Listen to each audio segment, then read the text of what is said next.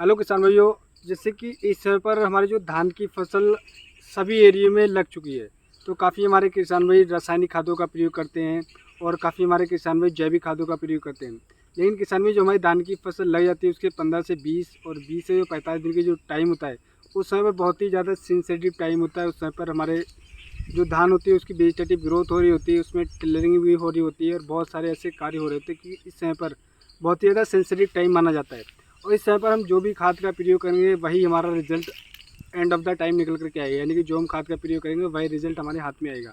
तो इस समय पर हमारे काफ़ी सारे किसान भाई कोई जैविक खाद का प्रयोग करता है, कोई रासायनिक खाद का प्रयोग करता है, कोई दानेदार खाद का प्रयोग करता है और कई हमारे किसान भाई वाटर सोल्युबल जो स्प्रे का प्रयोग करता है।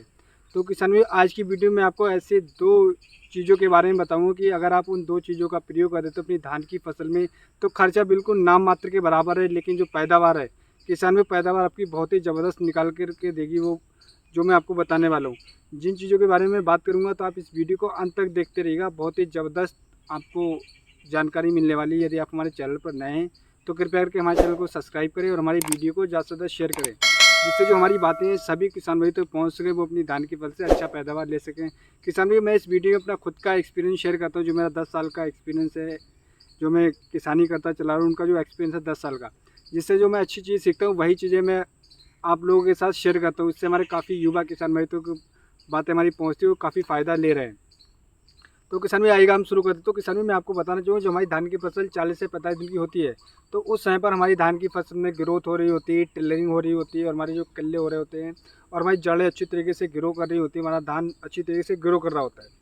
तो काफ़ी हमारे किसान भाई कोई रासायनिक खाद का प्रयोग करता है, कोई जैविक खाद का प्रयोग करता है, कोई डीएपी का प्रयोग करता है, कोई एनपीके का प्रयोग करता है। लेकिन किसान भाई इस समय पर हम किसी भी खाद की हमारी ज़मीन में डिफिशियंसी रह जाती है या हमारा कोई भी दिक्कत हो जाती है जिस वजह से हमारा धान पीला पड़ जाता है और बहुत सारी कमियां निकल करके आ जाती हैं, तो उस समय पर हमें बहुत ही ज़्यादा सेंसिटिव रहना अपनी धान की फसल को लेकर।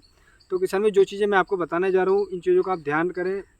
जो ये जैविक चीज़ें मैं बताने वाला हूँ, ये रासायनिक नहीं, जैविक चीज़ में जैविक खाद में आता है जो मैं आपको बताने वाला हूँ। लेकिन आप इसका प्रयोग करते हैं तो अपनी धान की फसल से अच्छा पैदावार ले सकते हैं। तो किसान भाई मैं आपको बताना चाहूँगा कि सबसे पहले आपको लेके आना है जो, तो किसान भाई मैं आपको बताना चाहूँगा ये हम आधे एकड़ में करीब ये लगा रहे हैं।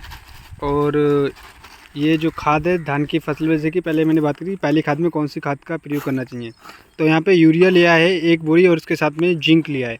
ये zinc 10% micro neutron maximum high zinc, यानी कि अगर आप इसका प्रयोग करते हैं तो आप अपनी धान की फसल से बेहद अच्छे जो आपकी वेजिटेटिव ग्रोथ होगी। और आप देख सकते हैं इसमें कि ये जिंक हाई जिंक 10% सूक्ष्म पोषक तत्व मिश्रण होता है इसमें और बहुत ही अच्छा इसका रिजल्ट है। तो 1 कट्टा हमने इसमें यूरिया लिया है और उसके साथ में जिंक लिया है।